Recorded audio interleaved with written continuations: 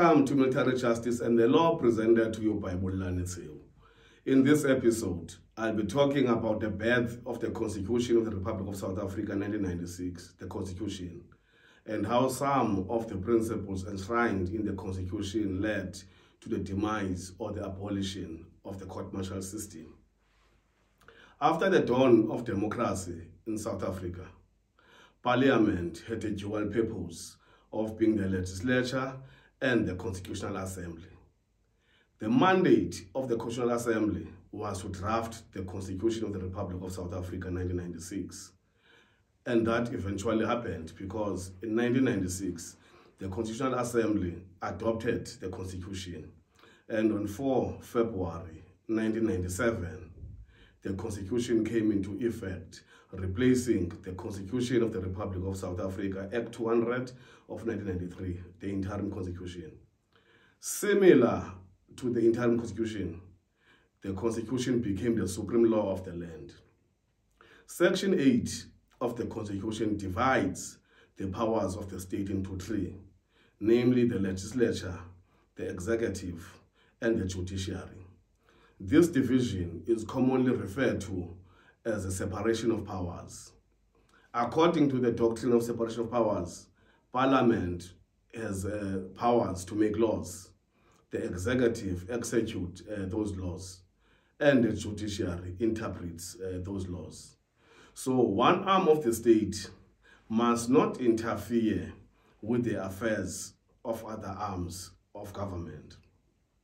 So in Chapter 2 of the Constitution, there are fundamental rights that are incorporated therein in what is referred to as the Bill of Rights.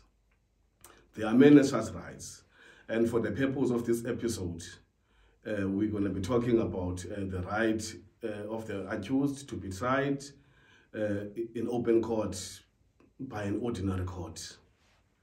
So essentially, in Chapter 8 of the Constitution, we talk about the basic the powers of the judiciary, because it is enshrined therein that the judiciary is vested with the judicial business, meaning which it is the courts who are empowered to interpret those laws.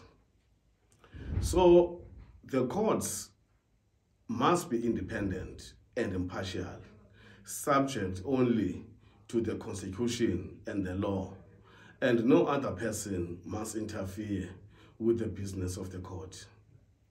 So this requirement that courts must be independent, led basically a certain impact within the military context, in that the court-martial system will result into a constitutional dilemma, because the court-martial system, courts-martial generally were convened by a military officer, therefore a member of the executive, who was not trained in law.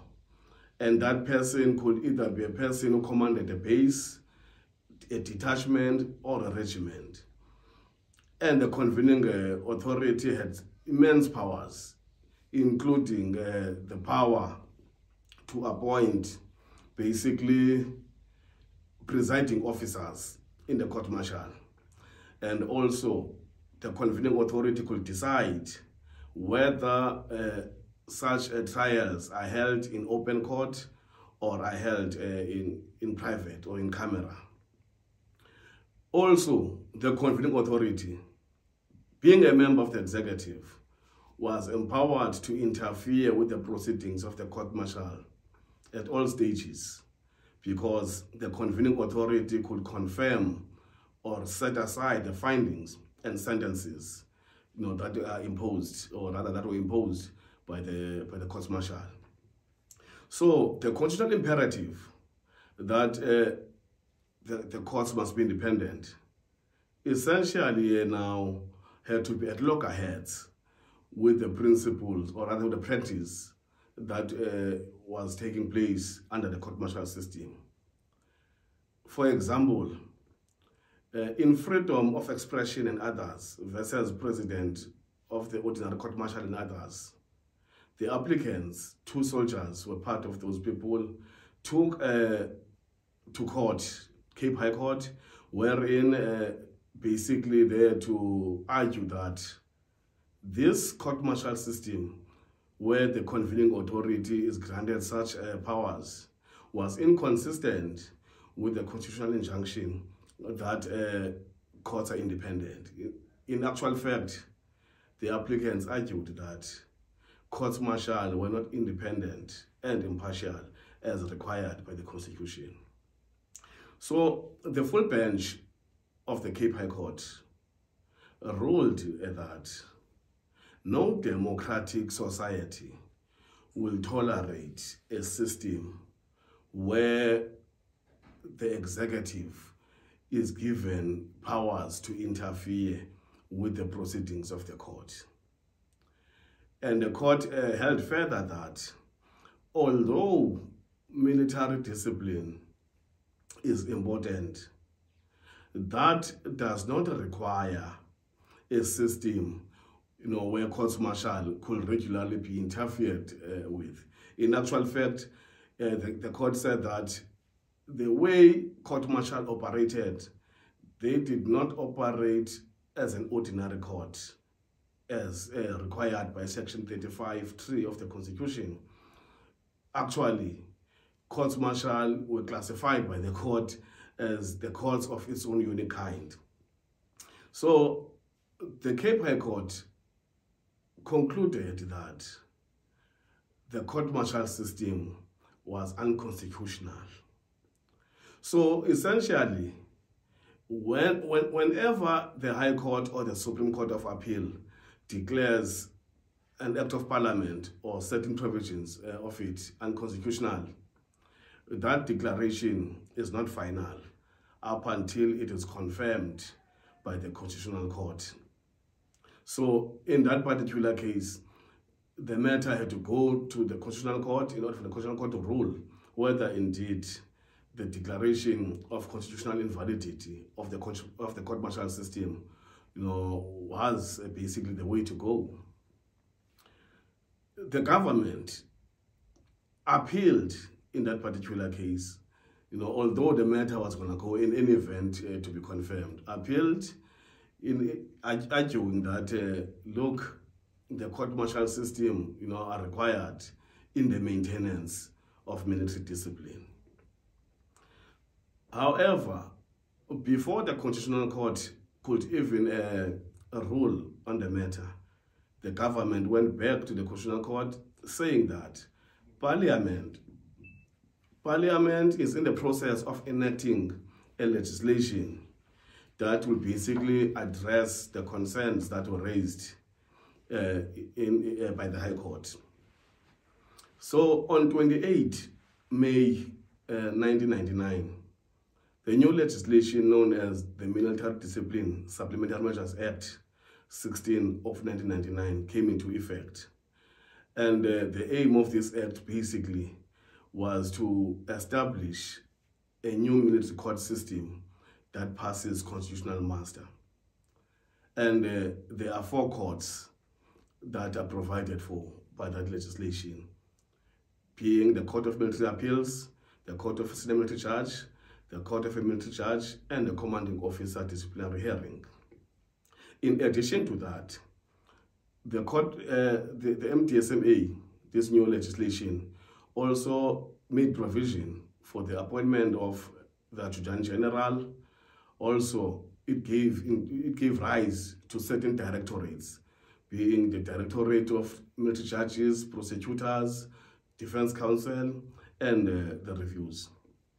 So these particular functionaries, the Adjutant General, together with the functionaries in these directorates that I've already mentioned, had to be persons who are trained in law. In other words, they have law degrees. This is in contrary to what prevailed under the court-martial system, because under that system, presiding officers were not required to be persons who have a legal training, although there were some who were training, but that was not a statutory requirement. Similarly, aspect of prosecutors and defending counsel were persons who were not required to have also legal qualification. So the MDSMA will change that particular stance in the sense that now, for a person to preside in the military court, that person must have a legal qualification. So essentially, the question that I wanted to address in this particular episode related to basically imparting information pertaining to the birth of the Constitution. That the Constitution, gave rise to some revolutionary changes, especially within the context of the military justice system, because presently, people who are presiding, who are prosecuting, as well as who are defending, must have the legal qualification. So going forward now, before I discuss the courts, the military courts, and how they operate, it's important for me to first deal with the functionaries. So I will be basically, in the next episode, looking at the appointment of the Adjutant General, as well as the powers of the Adjutant General. So I trust that, you received some information here, and I thank you for paying attention. So going forward, as I've already mentioned, we'll be dealing with the functionaries, starting with the Adjutant General, following which I'll be dealing with other functionaries. As the saying goes, wars are fought one battle at a time. Thank you. Don't forget to subscribe.